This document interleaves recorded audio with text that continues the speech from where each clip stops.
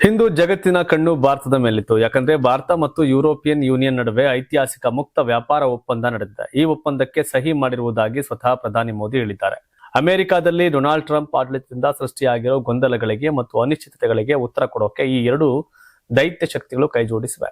ಬರೀ ವ್ಯಾಪಾರ ಅಷ್ಟೇ ಅಲ್ಲ, ರಕ್ಷಣೆ, ಭದ್ರತೆ ಮತ್ತು ಟೆಕ್ನಾಲಜಿ ವಿಷಯದಲ್ಲೂ ಈ ಡೀಲ್ ಗೇಮ್ ಚೇಂಜರ್ ಆಗಲಿದೆ. ಈ ಡೀಲ್ ಬಗ್ಗೆ 2007ರಲ್ಲಿ ಮಾತುಕತೆ ಶುರುವಾಯಿತು. ನಂತರ 2013ರಲ್ಲಿ ಬ್ರೇಕ್ ಆಯಿತು. 2022ರಲ್ಲಿ ಮತ್ತೆ ಆರಂಭವಾಗಿ ಈಗ ಸಹಿ ಬಿದ್ದಿದೆ.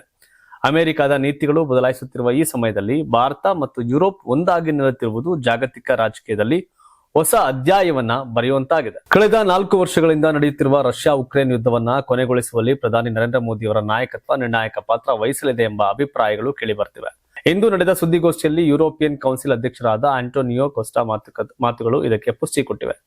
ಶಾಂತಿ ಶಸ್ತ್ರಾಸ್ತ್ರಗಳ ಘರ್ಷಣೆಯಿಂದ ಬರೋದಿಲ್ಲ, ಬದಲಾಗಿ ನ್ಯಾಯ, ಧರ್ಮ ಮತ್ತು ನಿರಾಯುಧ ನಿಲುವಿನಿಂದ ಉದ್ಭವಿಸುತ್ತವೆ. ಗಾಂಧೀಜಿಯವರ ಈ ಸಂದೇಶವು ಇಂದಿನ ಜಾಗತಿಕ ರಾಜಕೀಯಕ್ಕೂ ದಾರಿದೀಪವಾಗಿದೆ. ಯುದ್ಧ ನಿಲ್ಲಿಸಲು ಪ್ರಧಾನಮಂತ್ರಿ ನರೇಂದ್ರ ಮೋದಿ ನಾಯಕತ್ವ, ಸಂವಾದ ಮತ್ತು ರಾಜತಾಂತ್ರಿಕ ಕೌಶಲ್ಯ ಅನುಕೂಲಕರ ಪರಿಸ್ಥಿತಿಗಳನ್ನ ನಿರ್ಮಿಸಬಲ್ಲದು ಎಂಬ ವಿಶ್ವಾಸವನ್ನ ವ್ಯಕ್ತಪಡಿಸಿದ್ದಾರೆ. ಭಾರತ ಯುರೋಪ್ ಒಪ್ಪಂದಕ್ಕೆ ಅಮೆರಿಕ ಕೊತಕೊತನೆ ಕೊದಿಯುತ್ತದೆ. ಭಾರತದೊಂದಿಗೆ ವ್ಯಾಪಾರ ಒಪ್ಪಂದದ ಮೂಲಕ ಯುರೋಪ್ ಸಂಕಷ್ಟ ತಂದುಕೊಳ್ಳುತ್ತಿದೆ ಅಂತ ಅಮೆರಿಕ ಖಾರವಾಗಿ ಪ್ರತಿಕ್ರಿಯೆ ನೀಡಿದೆ. ಉಕ್ರೇನ್ ಅನ್ನ ರಷ್ಯಾದಿಂದ ರಕ್ಷಿಸಲು ಯುರೋಪ್ಗಿಂತ ಹೆಚ್ಚು ಅಮೆರಿಕ ತ್ಯಾಗ ಮಾಡಿದೆ.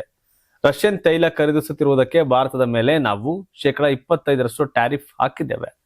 ಆದರೆ ಯುರೋಪಿಯನ್ನರು ಭಾರತದೊಂದಿಗೆ ಟ್ರೇಡ್ ಮಾಡಿಕೊಂಡಿದ್ದಾರೆ. ರಷ್ಯನ್ ತೈಲ ಭಾರತಕ್ಕೆ ಹೋಗುತ್ತೆ, ಅಲ್ಲಿಂದ ಸಂಸ್ಕರಿತ ಉತ್ಪನ್ನಗಳಾಗಿ ಹೊರಬರುತ್ತೆ. ಆ ಉತ್ಪನ್ನಗಳನ್ನ ಯುರೋಪಿಯನ್ನರು ಖರೀದಿಸ್ತಾರೆ.